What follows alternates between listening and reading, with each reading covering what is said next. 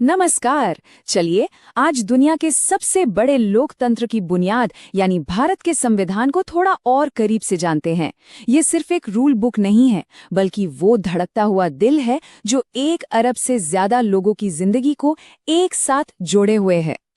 अच्छा, सबसे पहली और हैरान करने वाली बात है इसका साइज।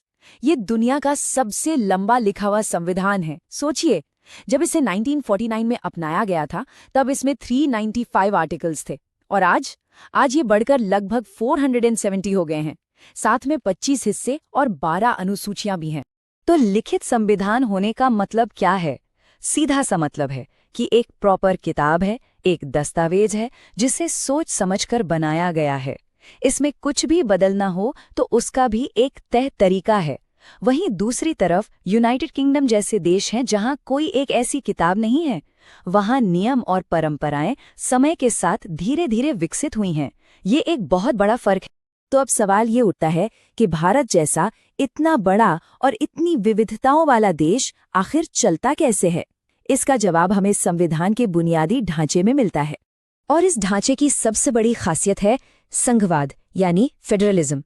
ये शब्द सुनने में थोड़ा भारी लग सकता है, पर इसका मतलब बहुत आसान है। देश में सरकार सिर्फ एक नहीं बल्कि कई लेवल पर काम करती है। भारत में सरकार का 3 स्तरीय सिस्टम है। सबसे ऊपर है केंद्र सरकार, फिर आती हैं राज्यों की सरकारें और सबसे जमीनी स्तर पर है पंचायत और नगर पालिका। और सबसे मजेदार बात यह है कि राज्य सरकारें सिर्फ केंद्र के एजेंट की तरह काम नहीं करती, उन्हें अपनी ताकत सीधे संविधान से मिलती है। लेकिन कहानी इतनी सीधी भी नहीं है।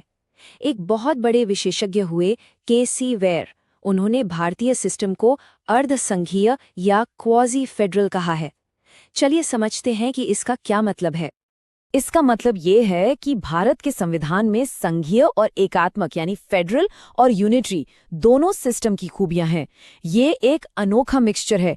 एक तरफ लिखित संविधान और दोहरी सरकार जैसी फेडरल बातें हैं, तो वही दूसरी तरफ एक ही संविधान, एक ही नागरिकता और एक ही जैसी न्यायपालिका, ये सब यूनिटरी फीचर्स हैं जो केंद्र को ज्यादा मजबूत बनाते हैं।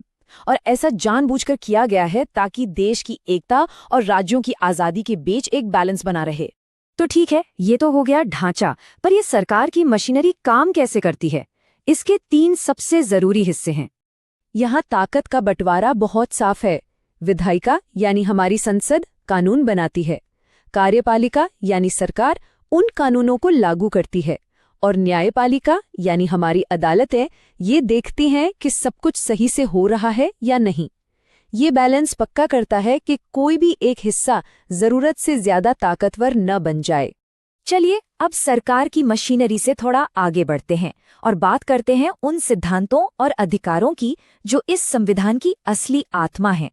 मौलिक अधिकार यानी फंडामेंटल राइट्स। इन्हें अक्सर संविधान की अंतरात्मा या कॉन्शियंस कहा जाता है। और ये सिर्फ कहने की बात नहीं है, ये सच में इस पूरे दस्तावेज का दिल है। तो इनका मकसद क्या है? ये अधिकार हर नागरिक के लिए एक ढाल की तरह है। ये हमें सरकार की मनमानी से बचाते हैं और ये सुनिश्चित करते हैं कि हर किसी को सम्मान और आजादी से जीने का हक मिले। संविधान का एक और बहुत ही अहम सिद्धांत है धर्म निरपेक्षता। इसका मतलब है कि हमारे देश का कोई एक आधिकारिक धर्म नहीं है। सरकार की नज़र में सभी धर्म बराबर हैं और सबको बराबर सम्मान मिलता है। लेकिन भारत की धर्मनिरपेक्षता थोड़ी अलग है। जैसे अमेरिका में सरकार और धर्म के बीच एक सख्त दीवार है, इसे कहते हैं नकारात्मक धर्मनिरपेक्षता। वहीं भारत में सकारात्मक धर्मनिरपेक्षता है। यहाँ सरकार सभी धर्मों का सम्मान तो करती ही है, पर जरूरत पड़ने पर उनकी रक्षा के लिए दखल भी दे सकती है। ये एक छोटा पर बहुत जरूरी फर्क है। आइए अब थोड़ा और प्रैक्टिकल होते हैं और देखते हैं कि ये संविधान अलग अलग शक्तियों और जिम्मेदारियों को असल में बांटता कैसे है। तो सवाल ये है कि केंद्र और राज्यों के बीच ये पावर शेयरिंग होती कैसे है? किसी भी तरह के झगड़े या कंफ्यूजन से बचने के लिए संविधान में एक बहुत ही साफ सुथरा सिस्टम बनाया गया है। इसका जवाब मिलता है 3 लिस्ट में। पहली है संघ सूची, जिसमें रक्षा और नागरिकता जैसे मुद्दे हैं, इन पर सिर्फ केंद्र सरकार कानून बना सकती है।